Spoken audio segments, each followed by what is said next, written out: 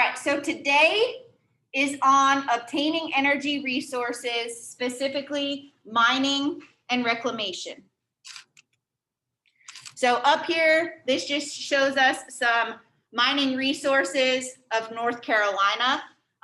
Note that I've been kind of tailoring everything to our state.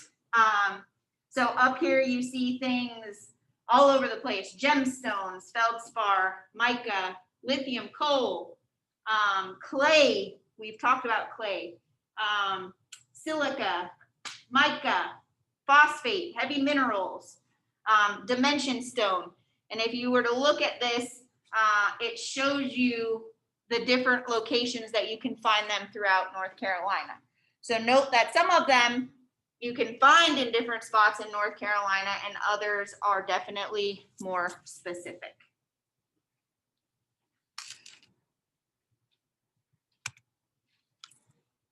So up here shows us an image of underground mining methods and surface mining methods. I'm not going to make you be too familiar with this, but this just shows us how this works.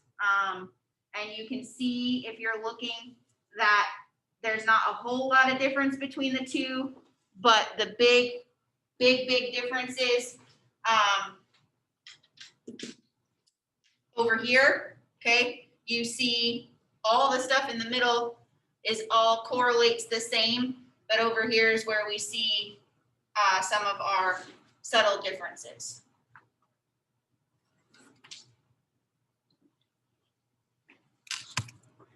So one of the first terms that we should be familiar with is open pit mining. So these are machines are used to dig large holes in the ground and remove the actual ore. Looks kind of cool, doesn't it? Anybody ever see something like this in person? I'd get dizzy driving down that thing. Here is another image. I told you lots of pictures in this one. This shows us Operation Dry Pit and then the post-closure pit lake. So the one big thing to notice is the oxygen, which is taking place over here. So we're flushing the oxidation products. Next is strip mining. This is a big thing. So huge bulldozers and other machines are used to clear away large strips of the Earth's surface. Looks a little bit similar to what we had seen before, except the other one is definitely more enclosed. This one is definitely more open. So up here just shows you the flow of how this happens.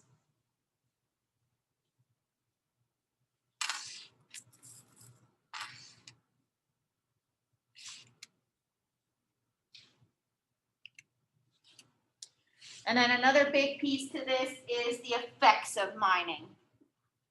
Okay, so with mining, with anything, there's typically positive and negative things, negative consequences. So some effects of mining include the disruption of the land surface.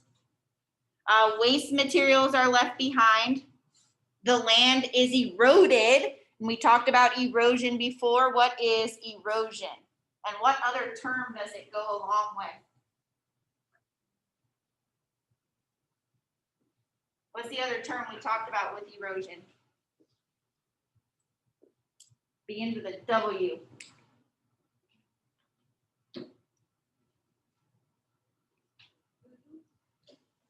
Yes, good job, weathering. So we talked about weathering and erosion, and weathering is what?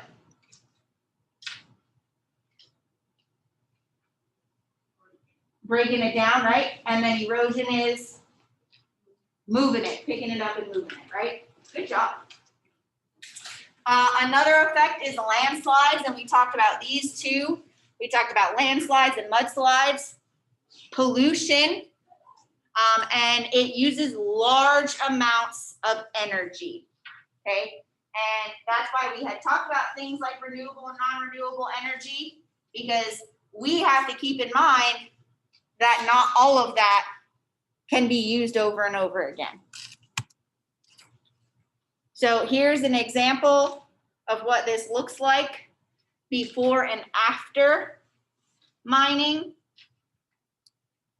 Such a crazy difference, right? So you take this beautiful landscape and then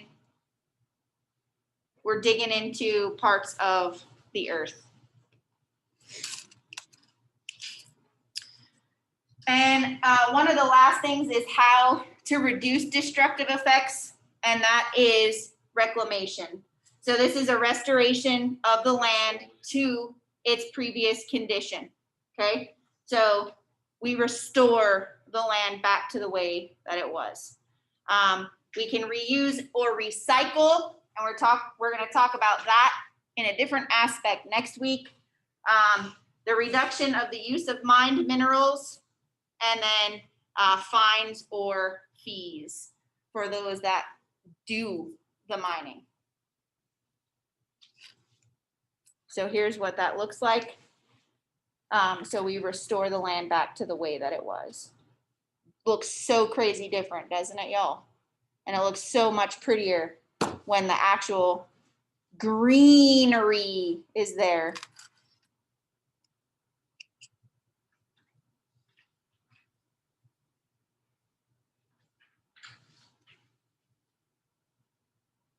So these are just steps of the restoration process.